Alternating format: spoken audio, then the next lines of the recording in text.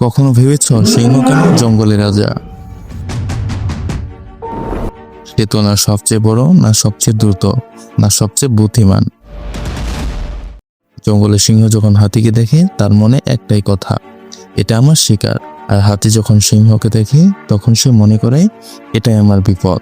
ঠিক একইভাবে জীবনে কিছু মানুষ চ্যালেঞ্জ দেখে ভয় পায়, আর কেউ সুযোগ বলে ধরে। একই পরিস্থিতি, একই সুযোগ, কিন্তু মানসিকতা আলাদা। সিংহর শক্তি তার শরীরে না, বরং তার বিশ্বাসে। মানুষও যদি তার নিজের উপর বিশ্বাস রাখতে পারে, সে এগোতে পারে। জীবন ঠিক সেভাবে আচরণ করে যেভাবে আমরা নিজেকে দেখি। নিজেকে দুর্বল ভাবলে দুনিয়া চাপিয়ে দেবে, নিজেকে শক্ত মনে করলে দুনিয়া সম্মান করবে। সফলতা শুরু হয় একটাই বিশ্বাস থেকে, আমি যোগ্য, আমি সক্ষম, আমি জন্মেছি জিততে। ভেতরের সিংহটাকে জাগিয়ে তোলো। মানুষের মতো জীবনও তুমি রাজা হতে পারো। যারা সত্যি বিশ্বাস করে মানসিকতায় রাজা, কমেন্টে লিখে ফেলো মাইন্ডসেট কিং।